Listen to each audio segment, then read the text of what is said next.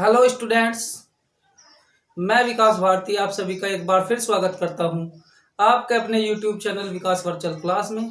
Students, इससे पहले हमने क्लासिफिकेशन का पहला चैप्टर हम लोग पढ़ चुके हैं। उम्मीद है आप सभी को वो चैप्टर अच्छे से समझ आया है।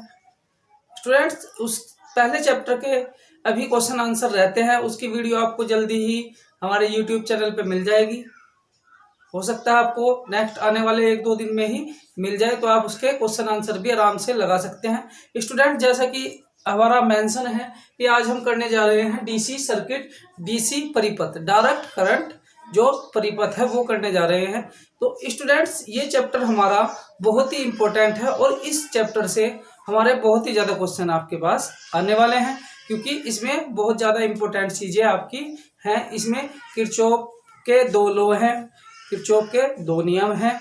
उसके अलावा superposition theorem, Norton theorem, maximum power transfer theorem और थेवेनिन थ्योरम, ये थ्योरम्स हैं जो कि आपके किसी भी कम्पिटिटिव एग्जाम या आपके जो सब्जेक्टिव है सेमेस्टर एंड एग्जाम, चाहे वो बीटेक हो, पॉलिटेक्निक हो, और जिस ब्रांच में भी इलेक्ट्रिकल सब्जेक्ट या डीसी सर्किट आता है, बहुत ही इंपॉर्टेंट है। और ये आपको इजीली समझ आ जाएगा स्टेप बाय स्टेप कि किस तरीके से हम थ्योरम्स को करते हैं या थ्योरम्स क्या होती है। तो स्टूडेंट्स, इस चैप्टर को पढ़ने से पहले हमारे पास बेसिक कुछ टर्म्स हैं, उन टर्म्स को हम थोड़ा थोड़ा पढ़ने की कोशिश करेंगे। सबसे पहले तो हम पढ़ते हैं व्हाट इज कंपोनेंट्स।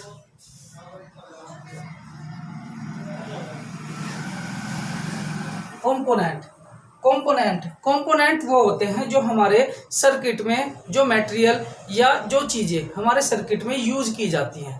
तो स्टूडेंट्स, कंपोनेंट हमारे 2 टाइप के होते हैं। First one is active component and the second is passive component. Students, active components वो कंपोनेंट होते हैं जो सर्किट को एनर्जी प्रोवाइड करते हैं, जैसे हमारा ट्रांजिस्टर,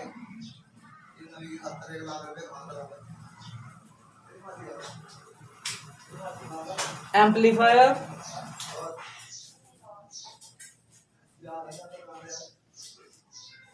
बहुत SCR, silicon control rectifier. Students, ये सर्किट को हमारे एनर्जी प्रोवाइड करते हैं या एनर्जी का एनहेंसमेंट करते हैं, तो उन्हें बोलते हैं एक्टिव कंपोनेंट। ऐसे ही स्टूडेंट्स, हमारे सर्किट में कुछ पैसिव कंपोनेंट लगे रहते हैं।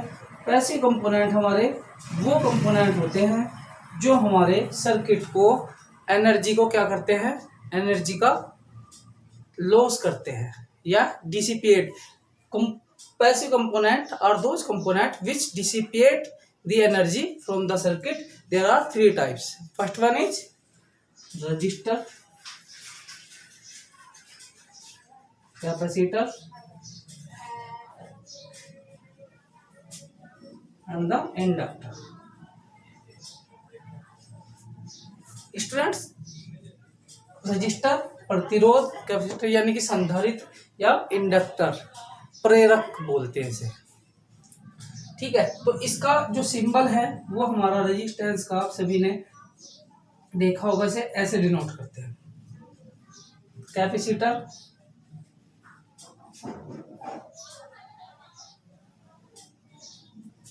इंडक्टर, इस तरीके से डिनोट करते हैं इसे। और LC अलग अलग फॉर्म में भी हम जानते हैं। ये हम AC सर्किट्स में इनके बारे में, इन 2 के बारे में डिटेल से पढ़ेंगे। अभी हमें पढ़ना है रेजिस्टेंस। तो रेजिस्टेंस क्या होता है, सबसे पहले हम रेजिस्टेंस पढ़ेंगे। करंट क्या होता है, वोल्टेज क्या होता है, ये छोटी छोटी जो हमारी टर्मिनोलॉजी है, जो टर्म्स है, इन्हें पढ़ेंगे ताकि आप लोग इजी वे में इस पूरे चैप्टर को पढ़ पाए। तो स्टूडेंट्स, चलते हैं, सबसे पहले देखते हैं हम रजिस्टर। व्हाट इज रजिस्टर और रेजिस्टेंस होता क्या है।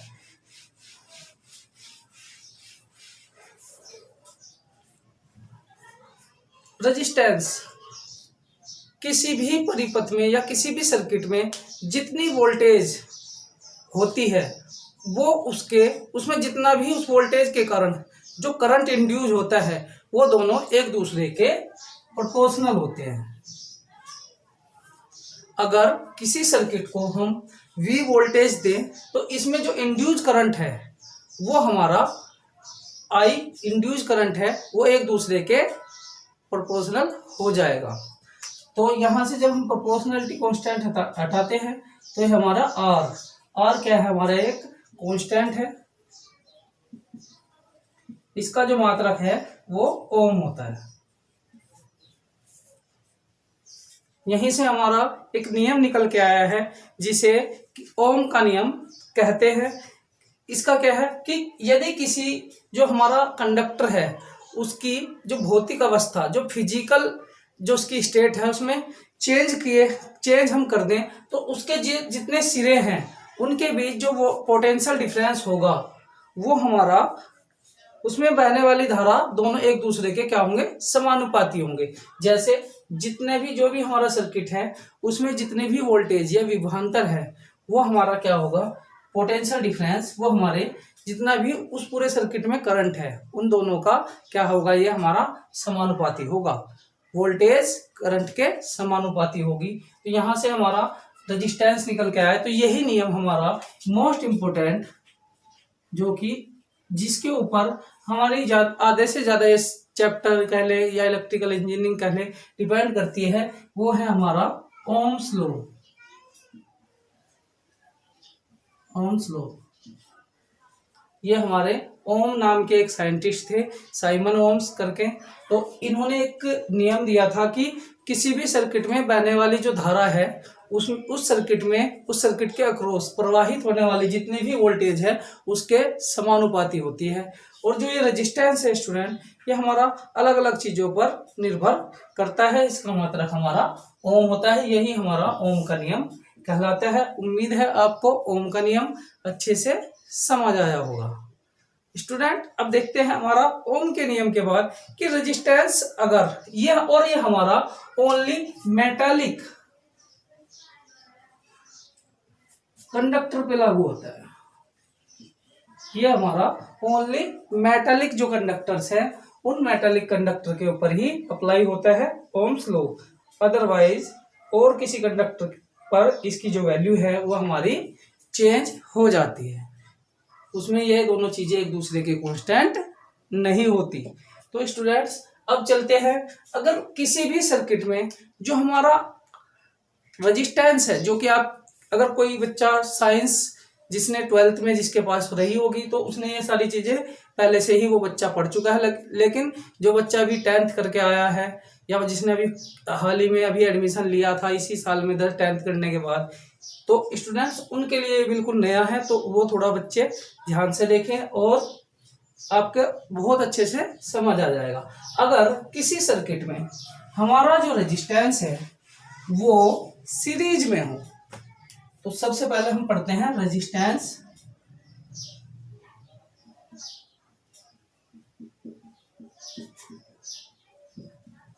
In series.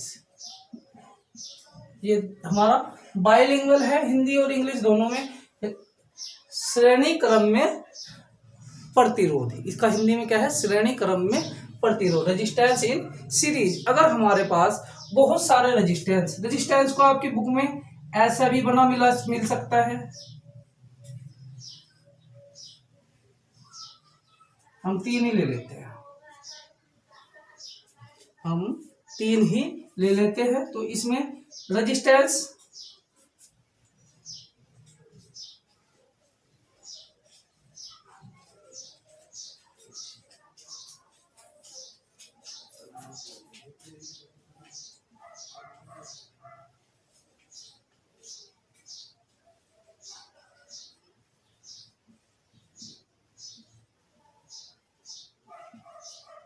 R1 R2 R3। इस सर्किट में हमने सीरीज श्रेणी में 1 बाई 1 करके 1 2 और 3 रेजिस्टेंस हमने लगाए हैं। किसी बुक में रेजिस्टेंस को ऐसा भी दिखाया गया है जो कि बिल्कुल सही है। आप रेजिस्टेंस को ऐसे भी बना सकते हैं, आप रेजिस्टेंस को ऐसे भी बना सकते हैं, एज फॉर योर चॉइस। तो स्टूडेंट्स जैसे देखते हैं हम, ये हमारा करंट आई हम सीरीज में देख रहे हैं, तो सीरीज में सबसे पहले जो खास बात है, जो इम्पोर्टेंट चीजें हैं वो ये है, सीरीज सर्किट में, इन सीरीज सर्किट जो करंट है, current is always same at each point. Students, जो हमारा करंट है सीरीज सर्किट में ईच पॉइंट पर हमारा क्या होता है, करंट हमेशा और हमेशा सेम होता है, जबकि जितने भी हमारे सर्किट में जितने भी पॉइंट है उनमें वोल्टेज हमारी अलग अलग होती है। तो स्टूडेंट्स, जैसा कि आप सभी को यहाँ से दिखाई दे रहा होगा कि हमने एक सर्किट लिया है जिसमें V वोल्टेज दी गई है और जिसमें R1, R2 और R3 हमारी जो है अलग अलग रेजिस्टेंसेस हैं और उसमें करंट I हमारा फ्लो हो रहा है। तो और उसमें जो अक्रॉस, जैसे R1 के अक्रॉस जो हमारी वोल्टेज है वो हमारी V1 है, R2 के अक्रॉस हमारी V2 है और R3 के अक्रॉस हमारी V3 है। तो यहाँ से आप लोगों को दिखाई दे रहा होगा कि वोल्टेज जो है वो डिफरेंट जो भी जितने भी रेजिस्टेंस है हमारे उनके लिए अलग अलग है। तो यहाँ से एक पॉइंट और निकल के आता है कि सीरीज जो सर्किट है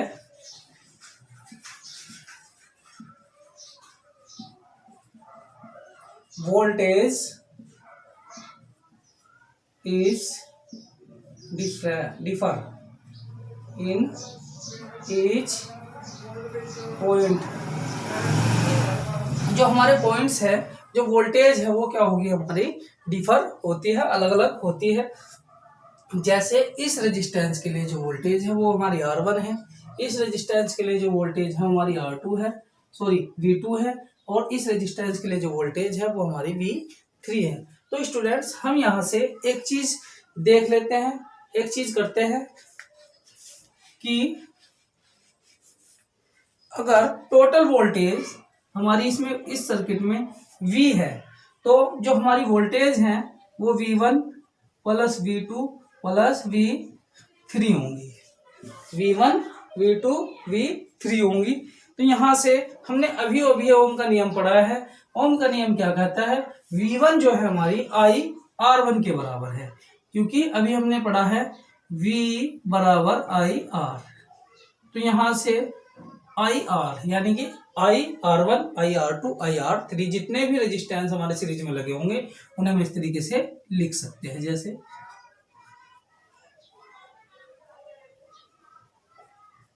आई R3। इस तरीके से हम V1 की जो वैल्यू है इस वाले पूरे सर्किट में आई R1, ऐसे ही V2 की आई R2, ऐसे ही V3 की आई R3, क्योंकि पूरे जो सर्किट है सीरीज में हमारा जो करंट है वो ऑलवेज हमारा सेम होता है। तो स्टूडेंट्स, अब देखिए यहाँ से V को भी हम लिख सकते हैं V बराबर, अगर हम इसका इक्विवेलेंट रेजिस्टेंस, समतुल्य प्रतिरोध, ये टर्म्स आप ध्यान देने वाली है। इक्विवेलेंट रेजिस्टेंस, समतुल्य प्रतिरोध,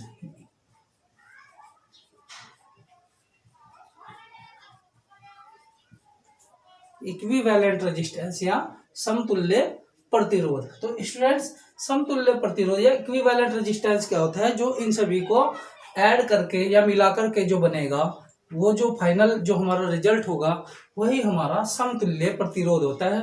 और अगर हम उस समतुल्य प्रतिरोध या इक्विवेलेंट रेजिस्टेंस को हम निकालना चाहें तो वो भी हमारा V बराबर आई आर ई ही होता है। इसे हमने आर ई से डिनोट कर दिया, इक्विवेलेंट रेजिस्टेंस। तो इस वोल्टेज की जगह अगर मैं ये वाला रख दूं आई आर ई, तो ये हम रख देते हैं आई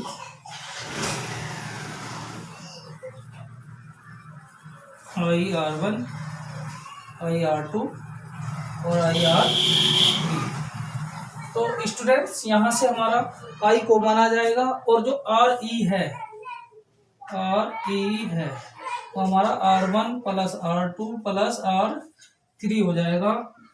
यही हमारा फाइनल रिजल्ट होगा।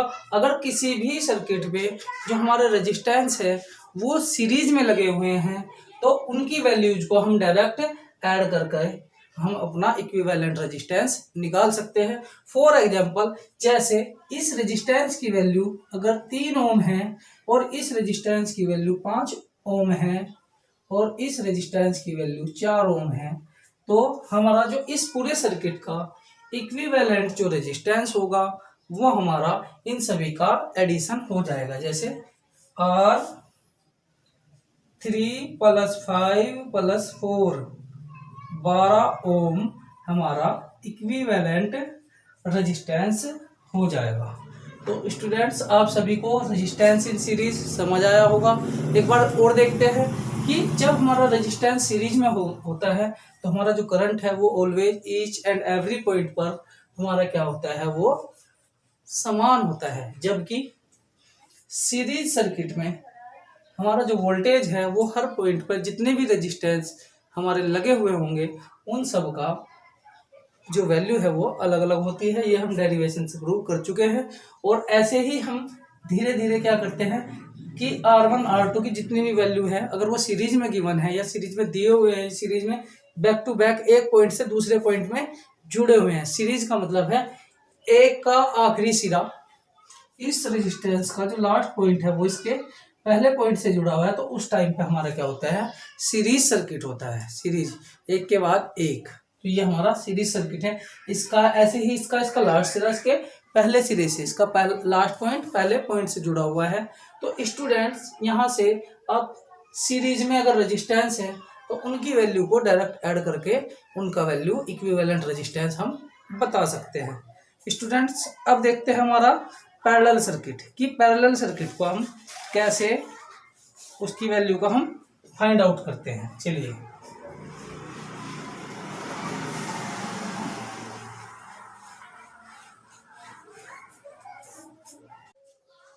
स्टूडेंट्स, देखते हैं हम resistance in parallel. Resistance in parallel क्या होता है, जब हमारा कोई रेजिस्टेंस एक दूसरे रेजिस्टेंस के साथ पैरेलल यानी कि समांतर क्रम में जुड़ा होता है। जैसे ये हमारा रेजिस्टेंस है, इनके जो बाहरी सिरे हैं एक दूसरे से अगर जुड़े हुए होते हैं तो ये हमारा सर्किट पैरेलल में होता है। तो इस केस में I1 I2 I3 पूरे जो सर्किट है इसमें हमें दो ही चीजें ध्यान रखनी होती है। सबसे पहले जो करंट है, जैसे कि आपको दिखाई दे रहा हो, वो डिफर होगा ईच एंड एवरी पॉइंट। जैसे इस वाले जो सर्किट है, जो R1 है उसमें I1 करंट है, R2 में I2 है और R3 में I3 है। तो ये हमने पूरी वोल्टेज दी, जबकि ये तो हो गया करंट और वोल्टेज। वोल्टेज ऑलवेज वोल्टेज क्या होगी हमारा, हमेशा और हमेशा वोल्टेज समान रहेगी। तो स्टूडेंट्स, यहाँ से भी हम डेरिवेशन अपना कर सकते हैं। जैसे टोटल वोल्टेज जो हमारी होगी I1 + I2 + I3, ये हमारी टोटल वोल्टेज हो जाएगी। तो यहाँ से हम वैल्यू रख सकते हैं। ओम का नियम हमने पढ़ा था, V = IR। तो अगर हम यहाँ से I की वैल्यू निकालें तो V/R लिख सकते हैं हम लोग।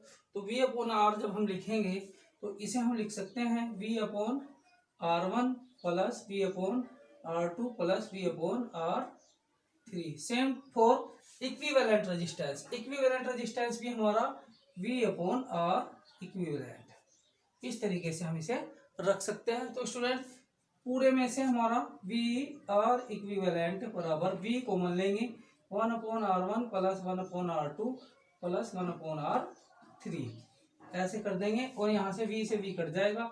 तो जो हमारा फाइनल रिजल्ट जो आया है, जो हमारा फाइनल रिजल्ट है वो हमारा फाइनल रिजल्ट ये है। जैसे R इक्विवेलेंट 1/R इक्विवेलेंट बराबर 1/R1 + 1/R2 + 1/R3।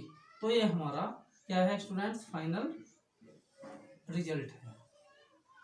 ये हमारा फाइनल रिजल्ट है। अगर किसी भी सर्किट में हमारा जो रेजिस्टेंस है वो पैरेलल में है तो उस केस में क्या होगा, जो हमारे रेजिस्टेंस है वो इस तरीके से ऐड होंगे, 1/R इक्विवेलेंट समतुल्य प्रतिरोध, वो 1/R1 plus 1/R2 plus 1/R3 से हम उसे क्या कर सकते हैं, कैलकुलेट कर सकते हैं। फॉर एग्जाम्पल ये हमारा अगर 1/2, ये हमारा अगर 2 ओम है, ये हमारा 4 ओम है और ये हमारा 6 ओम है।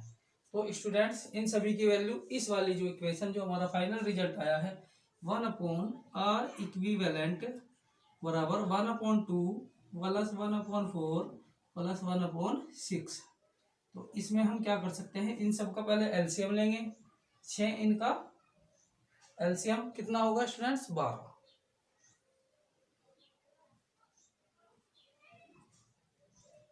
ठीक है, हम इनका 12 एलसीएम लेंगे। तो 12 एलसीएम लेंगे तो 2 6 12, 4 3 12 और 6 दूनी 12। तो 6 3 9 2 11/12। अभी हमारा जो ये क्वेश्चन है ये 1/R इक्विवेलेंट की वैल्यू है, जबकि हमें निकालना क्या है, हमें निकालना R इक्विवेलेंट।